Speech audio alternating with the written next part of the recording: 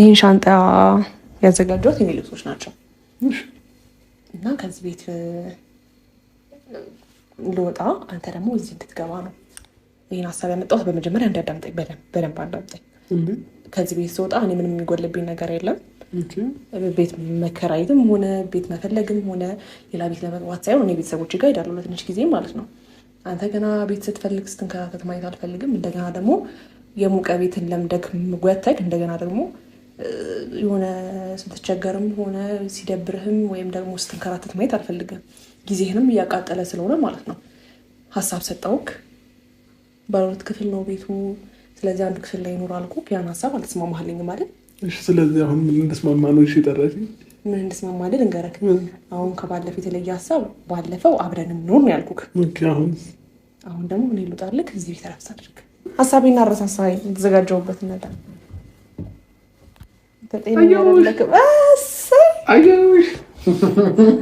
ሰጥቶኛል አንዳንተን ፈጣሪ ለቤቴ ምሰሶና ካስማ አልሰጋም ጸጋ ፍቅር አለኝ ውበቴ ለኔ ትልቅ ግርማ ኑሮዬ ዳግም መጣፈጡ ታወቀኝ በረከት አግኝቶ ውድና ጅረት ወደ ኋላ ነው ይባላል። ሄርሜላ እንግዲህ ለአብርሃም ቤቱን አስረክቤ እኔ ልሂድ ብላ እንግዲህ አብርሽዬ ተይ አይሆንም፣ እንዴት ተደርጎ ሄርሚዬ እየመጣሁ አይሻለሁ፣ አንዳንድ ቀን አረፍልበታለሁ። ወይ ሽጉጥ ልክ እንደ ሽጉጥ አይደል እንደ ተሸጎጠችው።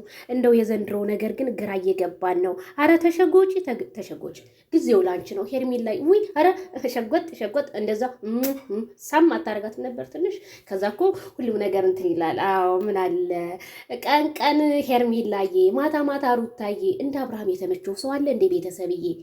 ጭራሽ ቤተሰብ አብርሃም ማመን ያቃተው ቤትን ያህል እንካ እንዴ! ምን ያህል ብትወደው ነው ኑርበት። በቃ እኔ ሻንጤን ጥቅል አድርጌ ሄዳለሁኝ። አንተ መጨነቅ የለብህም። ለአንተ ትልቅ ቦታ ነው ያለኝ። አረ ሄርሜላ በእንደዚህ እየተንከባከበችው አብርሃም ታደሰ ሄርሜላ አባዬ ሊገርመኝ ነበር። አሁን አብርሃም መውጫ መግቢያ አጥቷል። በቃ ሄርሜላ ጧትም ሄርሜላ ማታም ሄርሜላ ሌሊትም ሄርሜላ በቃ ያለሱ አይሆንለትም። እንደው ሄርሜላ እባክሽን እንደው ይሄ ነገሩን የወደደና ያበደ አንድ ነው ይባላል። አረ ቤቱን ራሱ ፎቶ በፎቶ አድርገሽ የለ እንዴ ያዝ እንግዲህ ጥላላችሁ ቤተሰብዬ። ላይክ ሸሪ ድረስ ለአብርሽና ለሄርሜላ በሉ መልካም ትዳር ብለናል። መልካም ትዳር